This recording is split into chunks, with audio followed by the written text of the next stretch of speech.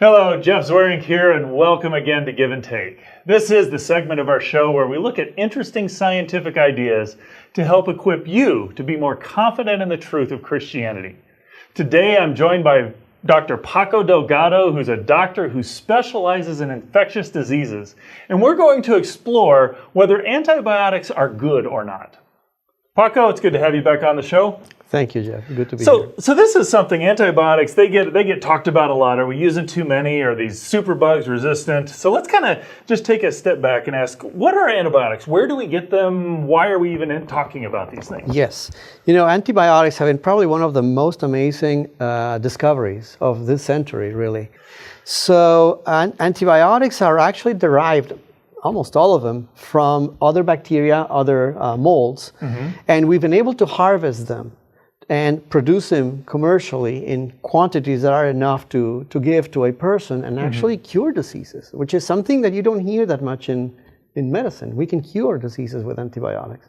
That is remarkable. So in essence, what happened is somewhere in there between Louis Pasteur and today, there are these antibiotics, things that are produced by other living organisms? That is correct. And so we've been able to see that some of those inhibit growth of certain bacteria, fungi, those sorts of things, extract the chemicals out of those, and then use those to prevent diseases or cure diseases. Cure diseases, absolutely. What are some of the diseases that have been cured by antibiotics at this point? Well, if you get a skin infection, you know, you get a scrape and it becomes infected, we give you antibiotics and that completely goes away and you will never have to worry about it anymore. There are also some other very severe diseases, let's say, for example, infections in the brain, infections in your liver, and we give you antibiotics and those, we can actually get rid of them. You know, so I can imagine, you know, you put an antibiotic on your skin that you're kind of putting it directly in contact, but there's even some capacity, you know, if we're doing it to solve things in the brain, that this has got to be a chemical that can be transmitted through the blood and still work in various places and not others. I mean, give a little insight into how that goes, how that works. There are many ways in which we can deliver antibiotics. We call them topical antibiotics, are the ones that you can put on your skin. Yeah, everyone's familiar with the pills. The pills essentially get absorbed in your gastrointestinal system and they essentially diffuse throughout your body. We can also give antibiotics through shots, muscle, and in very serious infection, we give directly antibiotics into through an intravenous line so that the antibiotic goes directly into the blood and from the blood it diffuses everywhere. So in some sense, the blood is what allows it to communicate and get around and do things, and it's just how you get it into that system. Yes, which is important to point out then that when you are trying, let's say, to kill an infection in a hand, the antibiotic that you take by mouth is actually going to go all over your body. Right. So we want to be a little bit careful there, it sounds like. Yes, and that makes antibiotics a very powerful weapon, but also a weapon that has to be used very carefully. Yes. So I want to come back to that in just a second. But so in terms of dealing with antibiotics, are we just limited to the chemicals we can find in other organisms, or do we have other avenues to explore with antibiotics? Well, even though most of the antibiotics are a result of other organisms, we can actually learn and tweak some of those molecules and actually make them either more effective or to do some other functions that could be a little bit different from the purpose that they were intended originally. Okay. So we've talked a little bit in another segment we did where the immune system and antibiotics would seem to kind of be playing at least a partner role with the immune system.